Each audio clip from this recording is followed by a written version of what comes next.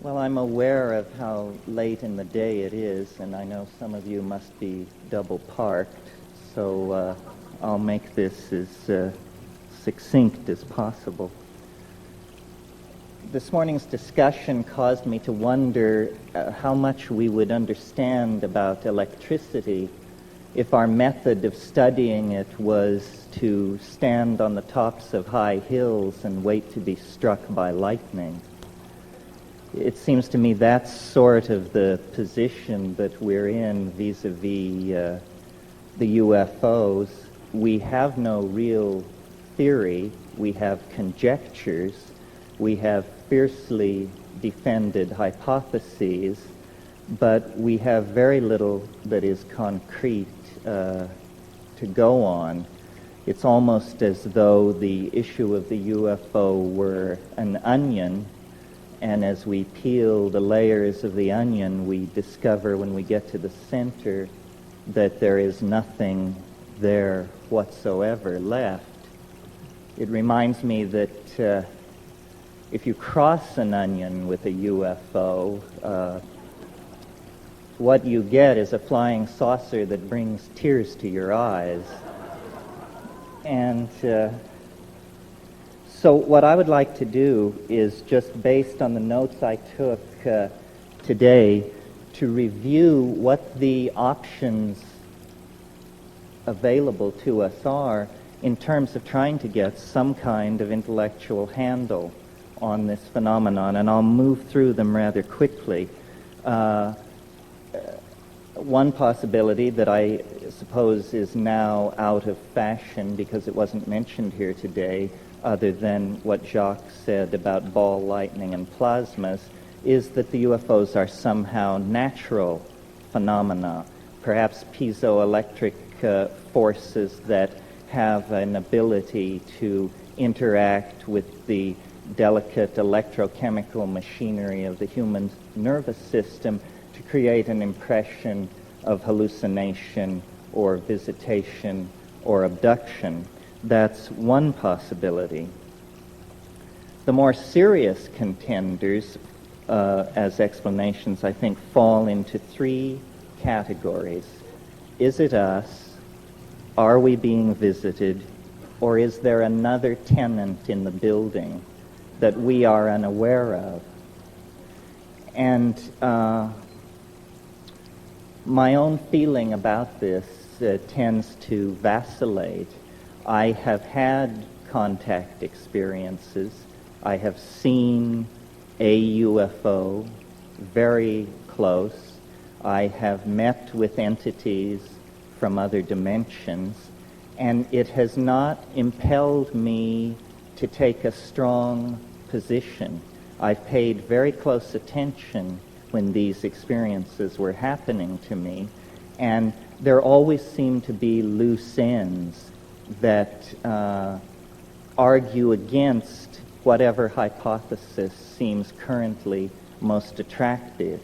And though Jacques didn't mention it today, I recall in his book, The Invisible College, he stressed the absurdity that seems to attend the contact experience, that if the contactee will truly tell the unvarnished truth, then there will be elements in the story which will make the contactee look like a moron. In other words, the invalidation of the experience is an inimical part of its structure, almost as though the entities were saying, well, you may tell this story if you wish, but if you tell it truthfully, you'll be taken for a fool. Well, there's nothing wrong with being taken for a fool, except that it does seal the phenomenon rather nicely away from the very sober ladies and gentlemen who are making their careers in some branch of science. They are not interested in investigating the kinky, the anecdotal, the possibly pathological. In preparation for this conference, I reread Carl Jung's book, published in 1954, called Flying Saucers, A Modern Myth of Things Seen in the Sky. And to my mind, no one has really gone beyond Jung.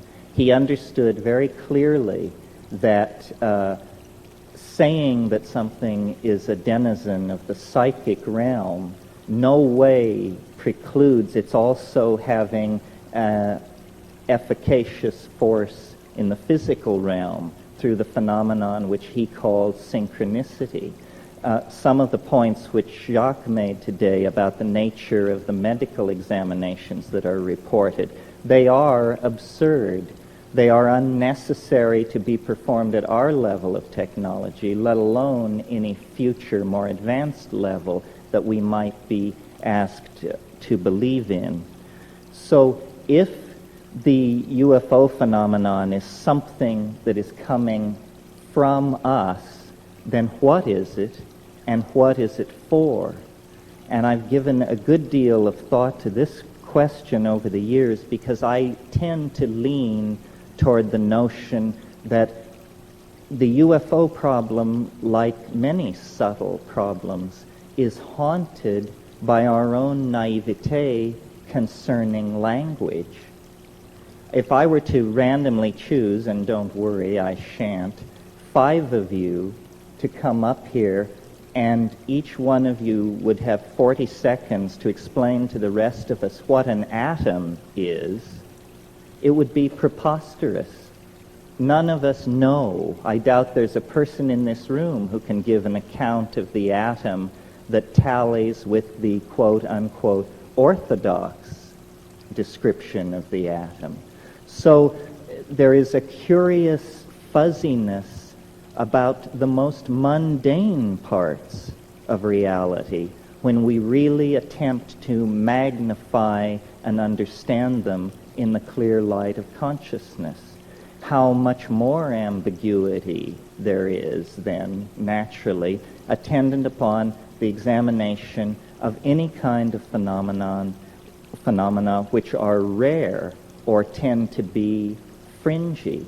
So it isn't a matter of achieving consensus over the UFO. We can't even achieve consensus about what constitutes a decent souffle. So this passionate desire to drag us all under the umbrella of a single explanation is, I think, missing the point. To my mind, if the UFO phenomena is something arising out of the superego of the human psychic organization, then we should ask why. What is it doing? And I don't want to sound like a public relations agent for Jacques Vallée, but to my mind, with the exception of Jung, Jacques is the only commentator on the phenomenon who has really pushed the frontier back. To my mind, in The Invisible College, when Vallée says, in looking at the effect, not asking the question, what is it, but what does it do, you very quickly see what the flying saucers are doing.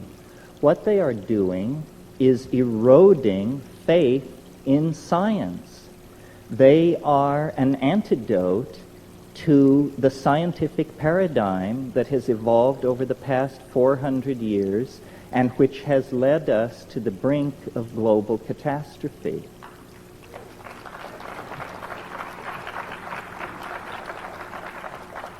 So the notion being developed here is that within the structure of the human psyche, there is something like a governor, something like a monitoring circuit, which when a society begins to evolve in a pathological or lethal direction, phenomena can be induced not by the egos of men and women, not by their institutions, but by the overmind, the collectivity of the human species.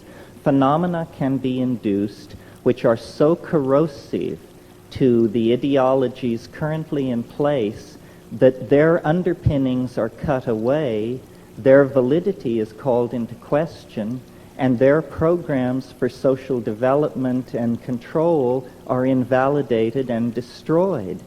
Now, a perfect example of this is the rise of infant Christianity. If you'll cast your mind back to the situation in the early years of the Christian era, and imagine the mentality of a Roman aristocrat, a person of power in Roman society. Their physics is drawn from democracy and atomism. In other words, they are thoroughgoing materialists. Their social theory is drawn from Epictetus and Plato. They are, in fact, extremely modern people by our own standards. However, among the gardeners and kitchen help and stable boys, there is news of a momentous event in the Middle East. A Jewish rabbi has triumphed over death and risen after 3 days in the tomb. Should the master of a Roman household have caught wind of this kind of superstitious talk among the help, he would have just dismissed it with a sneer. What a preposterous idea. And it is a preposterous idea. Nevertheless, the fact that an idea is preposterous has never held it back from making zealous converts.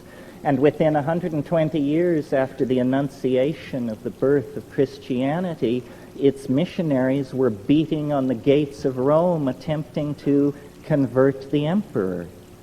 Now I see a similar situation in the modern context, that rationalism, scientific technology, which began and came out of the scholasticism of the Middle Ages and the quite legitimate wish to glorify God through an appreciation of his natural world, turned into a kind of demonic pact, a kind of descent into the underworld, a nekeia, if you will, leading to the present cultural and political impasse that involves massive stockpiles of atomic weapons, huge propagandized populations cut off from any knowledge of their real histories, male-dominated organizations plying their message of lethal destruction and inevitable historical advance. And into this situation comes suddenly an anomaly, something which cannot be explained. I believe that that is the purpose of the UFO, to inject uncertainty into the male-dominated, paternalistic, rational, solar myth under which we are suffering.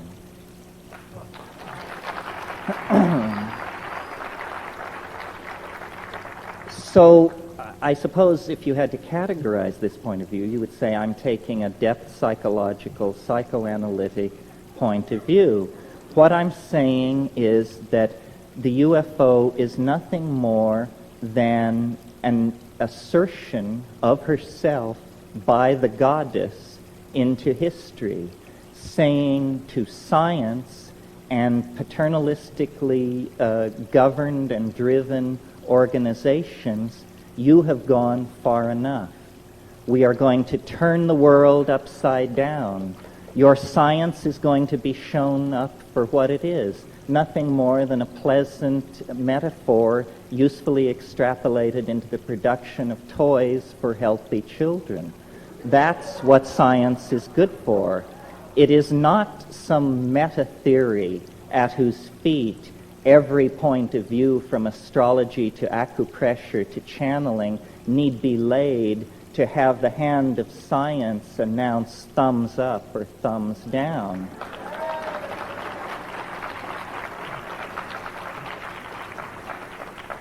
Now, there is another possibility which can be dovetailed into the first.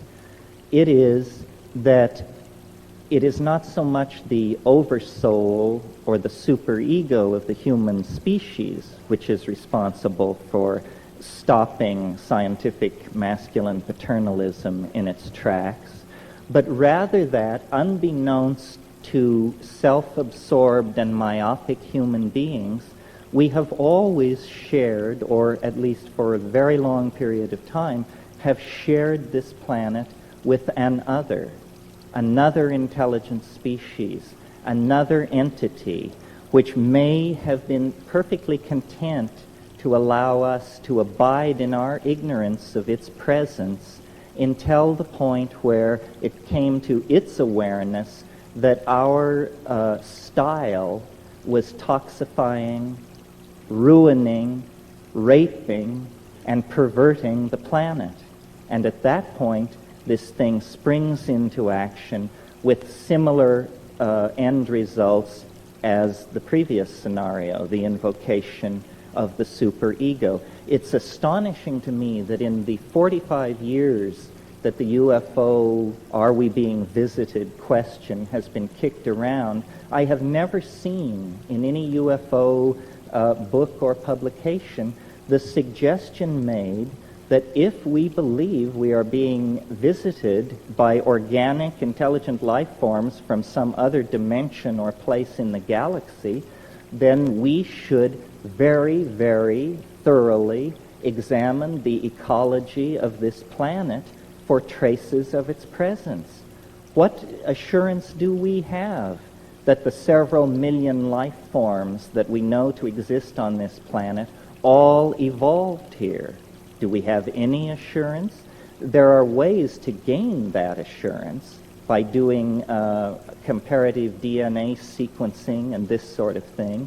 Some of you may know my own position, or one of my positions, which is that plants and fungi containing psychoactive compounds are extremely viable candidates for extraterrestrial intruders into the environment of this planet.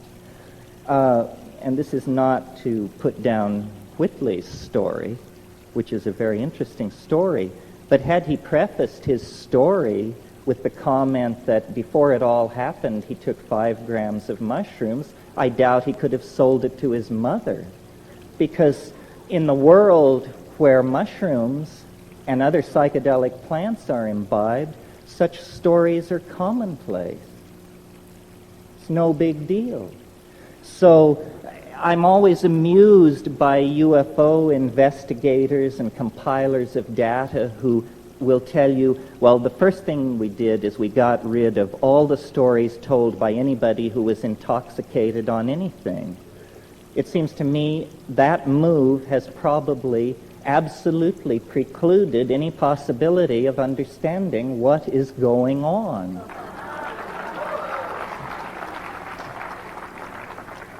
You see, culture is something that we wear like clothes. And we're very much at ease with culture. Our mind is very much at ease with culture. And we gather the language of a given culture around us. Culture is the mind unperturbed. When a shaman or an ecstatic visionary goes into the wilderness and through ordeal or yogic practice or breath control or the taking of a psychoactive substance perturbs the mind, then we see what the mind is out naked, undressed from the clothing of language and convention. That's why I've made this point over and over again.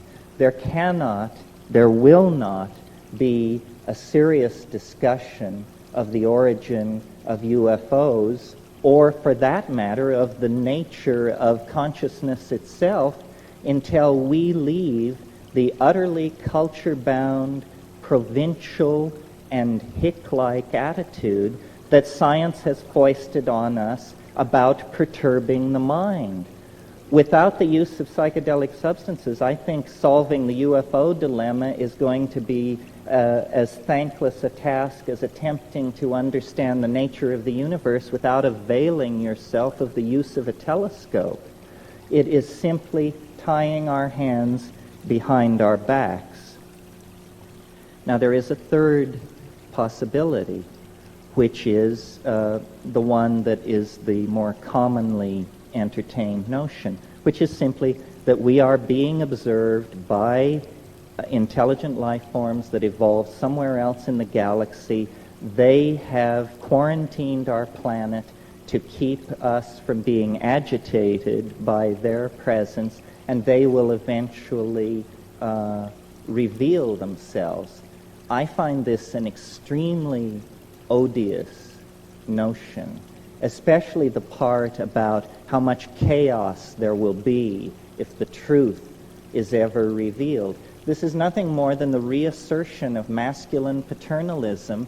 It's right to keep secrets from the rest of us. It's belief that there is a privileged all-male class of people who can be let in on what's really going on, and the rest of us, poor dears, have to be shielded from these tremendously shocking facts. I discussed this once with an entity, and it said to me, well, you know, we've disguised ourselves as an extraterrestrial invasion so as to not alarm people with what's really going on. We're getting close to the end, folks. There is a fourth possibility, which I mention only in the interests of thoroughness, which is that these entities and their vehicles are not spacecraft at all, but are in some sense time craft, and that we may be the tremendous sense of empathy with these quite physically unusual beings may arise out of the fact that we're looking into the faces of our great-great-great-grandchildren, who may be emanating back through time, carrying the message, a message about some sort of future event or situation that lies many centuries downstream from us, but that is of such import that from that point, agents are moving backward and possibly forward through time, spreading the news of some kind of mode shift. This doesn't seem to me to be impossible. However, based on my own experience, which is what I think this thing really comes down to, because what we have in the UFO issue is an official position supported by scientists, whether they be Neanderthal right-wingers or doctrinaire Marxists or whatever, a conspiracy of consensus against the personal experiences of individual human beings who are told, well, what you're saying happened to you can't have happened. You are insane, you are mentally ill, you are mistaken. So what we really have here is a political issue. Which do you believe? Your perceptions, memories, and expectations aided by your intellect, or some kind of utterly abstract, official, doctrinaire, sexist philosophy laid on from above? So I think really what the saucers do, if you accept their presence, is they empower us. They empower us to see science for the shell game that it is, to see the past 400 years of Western culture for the pathetic narrowing of the spectrum of allowable phenomena that it is, to the point where people think that if you can't bang on something with a hammer, it isn't real, which to me is just wild talk. I can't even imagine where that kind of thing is coming from. So I think, and I'll just leave you with this final thought, that in lieu of the repression, and it is a repression throughout this century, of legitimately available ways of exploring the modalities of consciousness, and by that I mean psychoactive compounds, the repression of those compounds and their use by science has created a neurotic energy dynamic in the mass psyche, and the mass psyche has begun to hallucinate because the destiny of human beings is to live in the imagination in the hands of the goddess. And wherever that thrust is impeded, psychopathy will result. There will be neurosis, there will be psychic epidemic, there will be confusion. So I believe that until we form a resolution to conduct an unfettered and mature exploration of the human psychology using all the tools available to us, that the skies of Earth will continue to be haunted by flying saucers.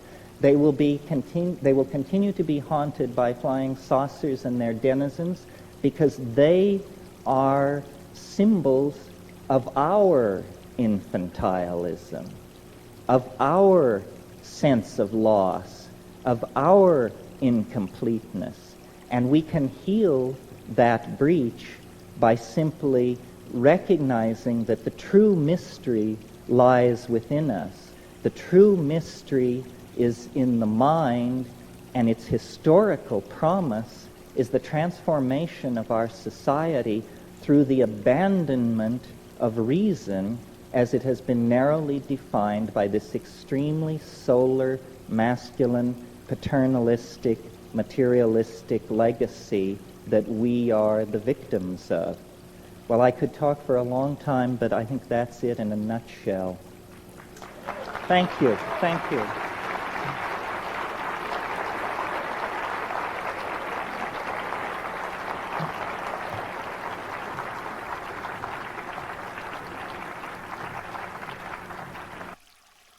There were a couple of points I didn't cover. Before I get into that, though, I would like to thank and call attention to the magnificent accomplishment of Elise Agar and the Omega Foundation.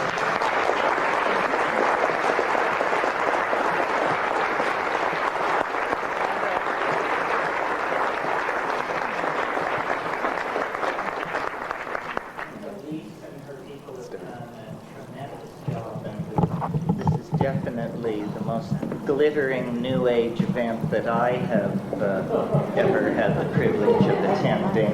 I said to someone, does the fact that the backdrops are beginning to look like the Russian Revolution mean we're making progress?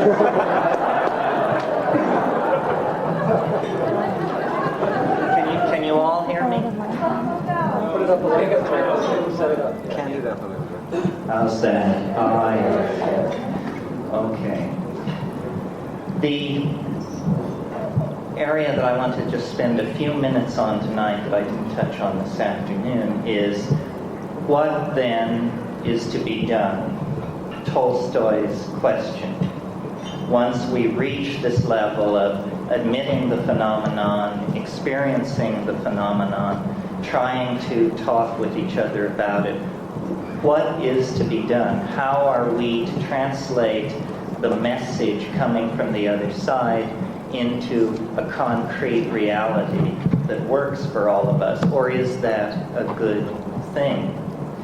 And my take on this, which is nothing more than my take on it, is that what we are involved in and with in the UFO phenomenon is an extremely poignant and intense effort to end our alienation from the unconscious. That we can no longer have the luxury of an unconscious portion of the human psyche.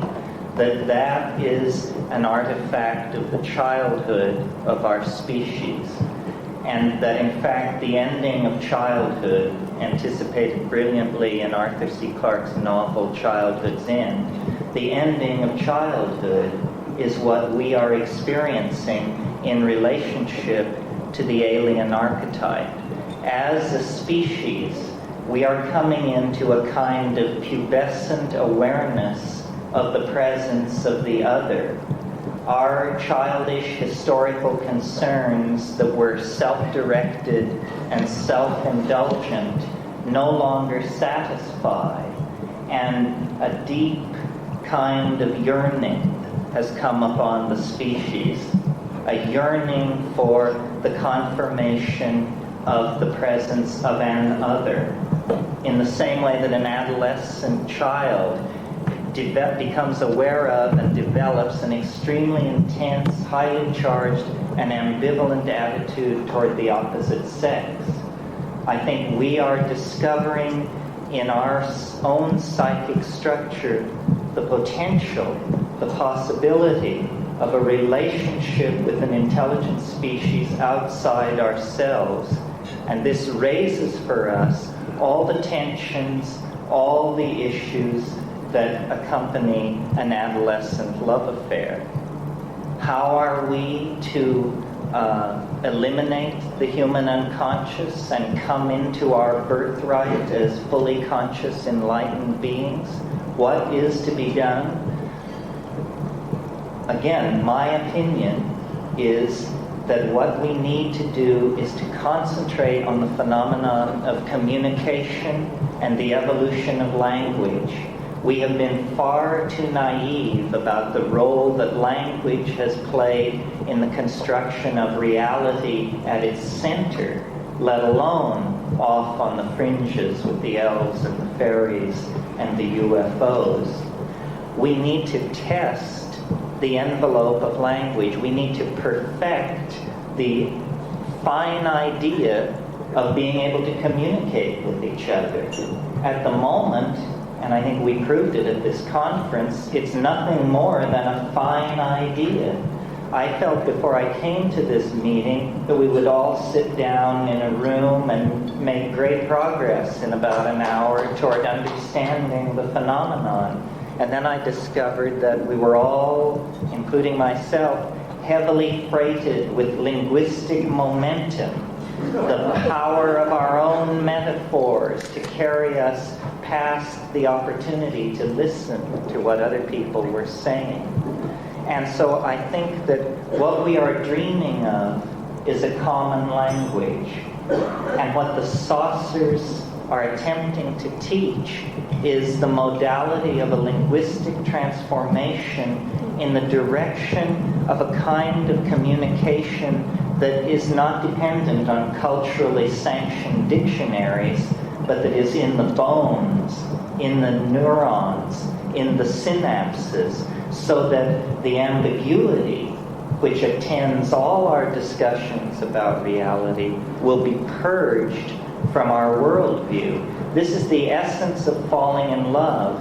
One definition of falling in love is nothing more than lifting the veils of misconception between two entities and still being able to go forward towards some kind of union. So I really believe that we have moved so far from an awareness of the feminine portion of our psyche that now the thing dearest to us and closest to us must present itself in consciousness under the guise of an extraterrestrial or interdimensional invader.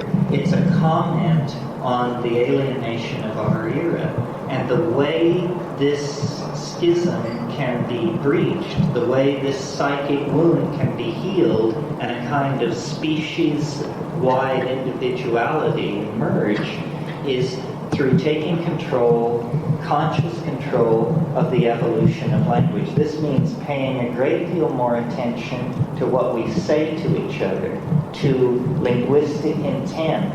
I think that the main legacy of the 1960s into the 80s was a legacy of language transformed in the direction of feeling. To me, the most shocking part of the male dominance of our worldview is the paucity in our language of terms that convey emotion. We have 500 words for the components of a steering mechanism. We have 5 words for emotions. Each one of us is a swim in a concatenation of emotionally subtle wave phenomena that come and go just below the surface of our awareness. But if any one of us turns to another and says, "How are you doing?" The answer is fine, yourself.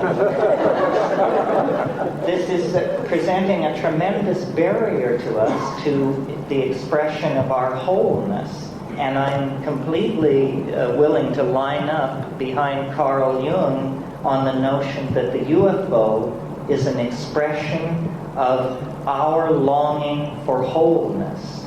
In principio et verbo caro factum est. In the beginning was the Word, and the Word was made flesh.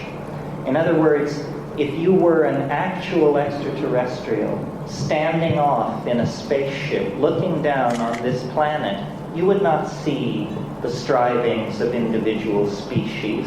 You would not even see the great classes of organized organic life.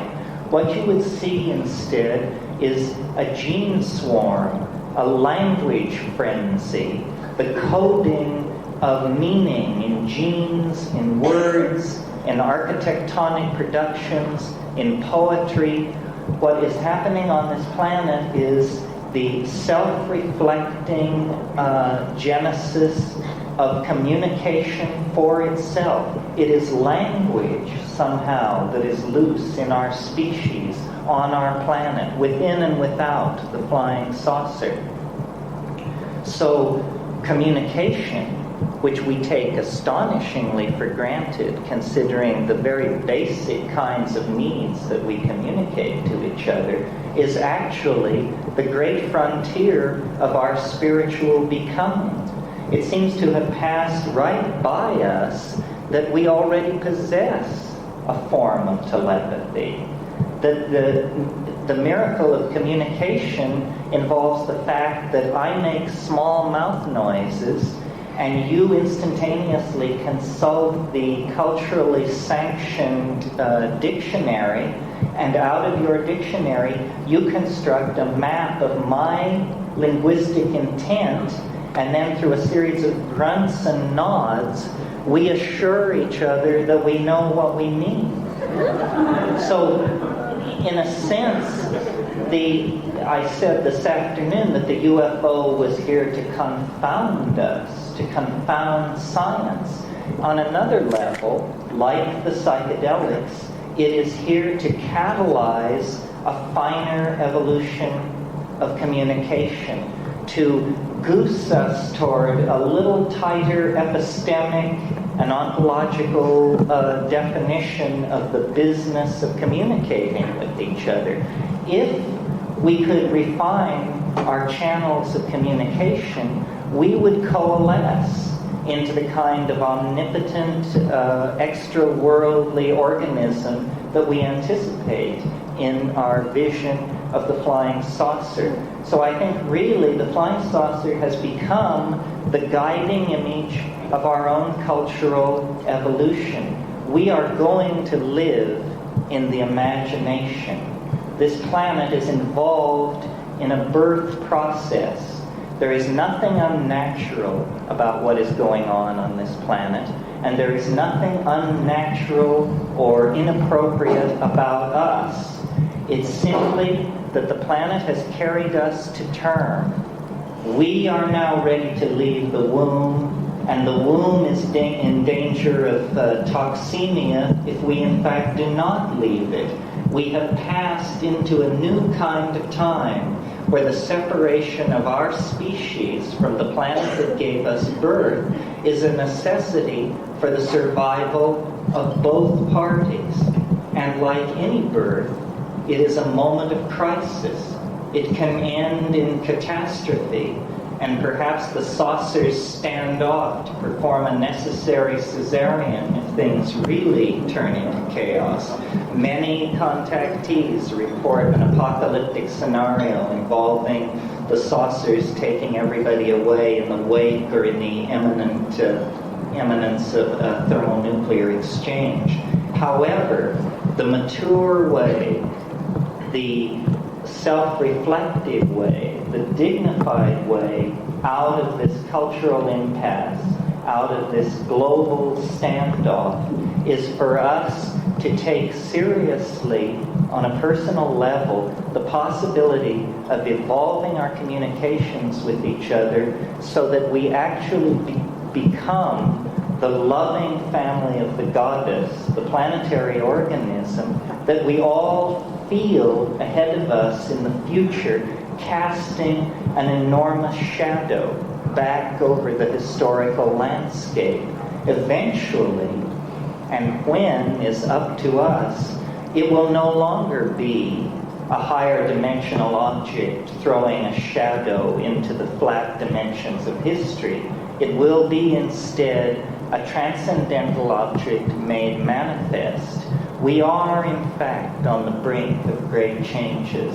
Yes, the UFO phenomenon has been around for hundreds of thousands of years, possibly, but nevertheless, it is somehow spun into the fate of our species. And the overwhelming image of self-transcendent flight, of return to a mandalic unity that transcends space and time, is the guiding archetype of our peregrination through history. So I believe that the UFO waits at the end of time in the same way that the individuated personality waits at the end of the ontological development of the individual. And if we act in good conscience and with great faith in each other, we can in fact realize the hope of the Irish prayer, which says, "May you be alive at the end of the world." Thank you.